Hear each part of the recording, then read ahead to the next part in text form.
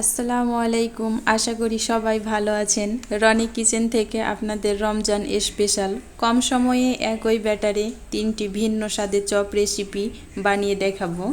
আপনারাও ট্রাই করে দেখবেন আর কমেন্টে জানাতে ভুলবেন না। চলুন শুরু করি। প্রথমে আমি ধনেপাতার চপ বানাবো।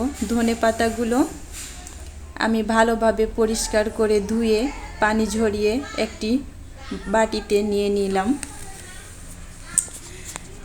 এবং আরেকটি বাটিতে আমি বেসন চেলে নেব। এখানে আমি 1 বাটি বেসন নিয়েছি, যে কোনো ডালের বেসন নিতে পারেন আপনারা। ভালোভাবে চেলে আমি অবশিষ্ট অংশ ফেলে দেব এবং 1 বাটি বেসনের জন্য আমি এখানে হাফ বাটির কম চালের গুঁড়ি নিয়েছি। চালের গুঁড়ি দিলে ব্যাটারটা অনেক সুন্দর হয় এবং চপগুলো অনেক মুচমুচে থাকে অনেকক্ষণ ধরে। এর মধ্যে আমি 1 চামচ লবণ দিয়ে দিলাম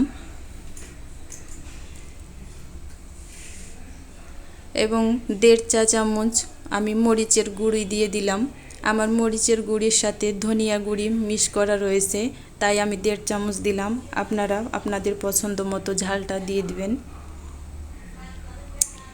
আমি হাফ চা চামচ মতো হলুদ গুঁড়ি এবং 1 চিমটি টেস্টিং সল্ট দিয়ে ভালোভাবে মিশিয়ে নিলাম। এখন অল্প অল্প করে পানি দিয়ে আমি ব্যাটারটা তৈরি করে নেব।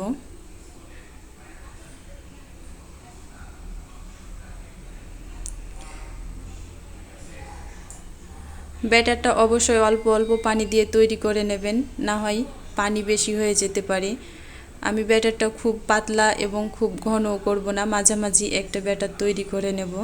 দেখতেই পাচ্ছেন আমার ব্যাটারের ঘনত্বটা। ব্যাটারের ফোঁটা পড়তে পড়তে সাথে সাথে মিলিয়ে যাইতেছে না। এবার আমি একটি পাত্রে তেল গরম করে নেব। তেলের পরিমাণটা অবশ্যই একটু বেশি দিব, যাতে তলে না লেগে যায়।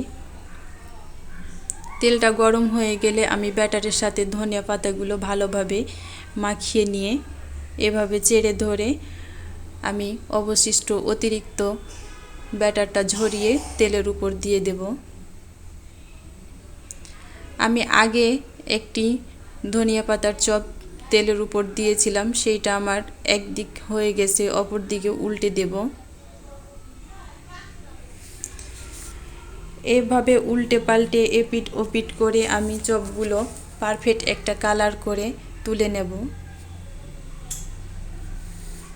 চপগুলো অতিরিক্ত লাল করে ভাজতে যাবেন না, না হয় চালের গুঁড়ি দেওয়ার কারণে চপগুলো একেবারে ড্রাই হয়ে যাবে।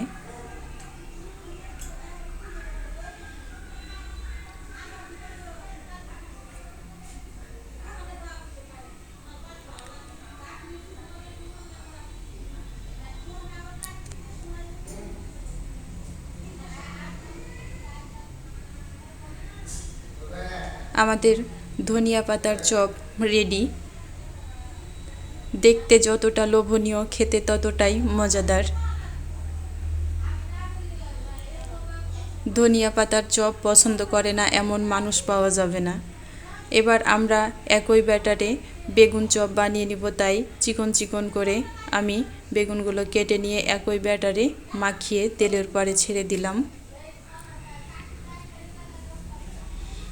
দেখুন আমার বেগুন চপগুলো ফুলে উঠেছে।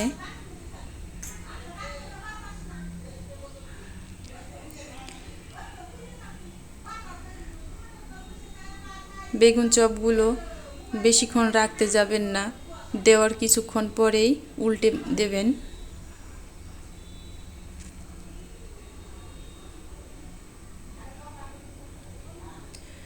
উল্টানো হয়ে গেলে আমি বেগুন চপগুলো এক পাশে ধরে ফাঁকা করে আবার কিছু চপগুলো দিয়ে দেব, যাতে কম সময়ে আমার বেশি করে চপ ভাজতে পারি।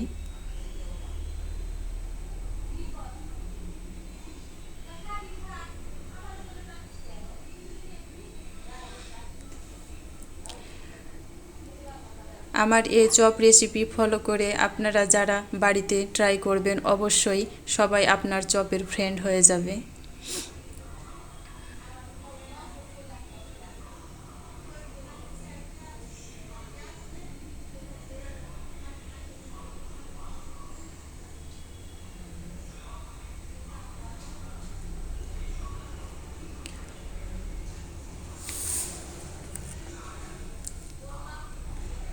দেখুন আমার চপগুলোতে পারফেক্ট একটা কালার চলে এসেছে। আমি এ পর্যায়ে চপগুলো তুলে নেব।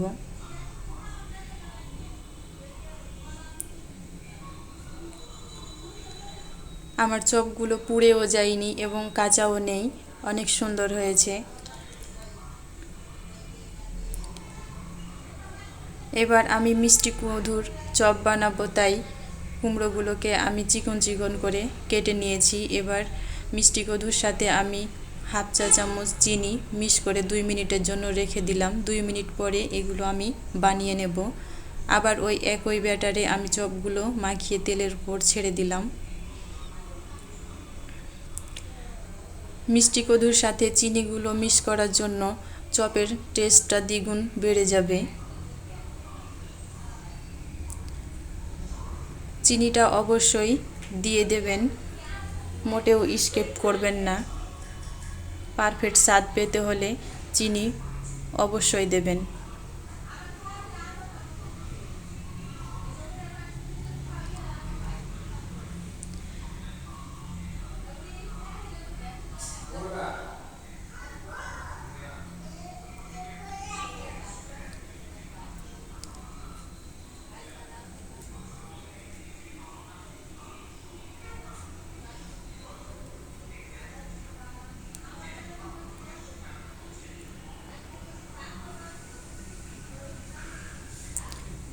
এই চপগুলো আমি উল্টে পাল্টে একই রকম কালার করে ভেজে নেব।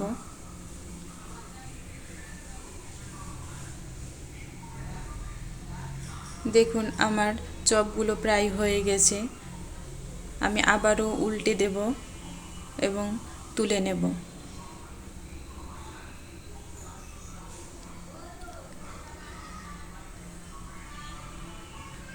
এই ধরনের চপ বানালে আমার বাড়িতে অনেক মজা করে খায় সবাই। আপনাদেরও অনেক মজা করে খাবে, ট্রাই করে দেখবেন।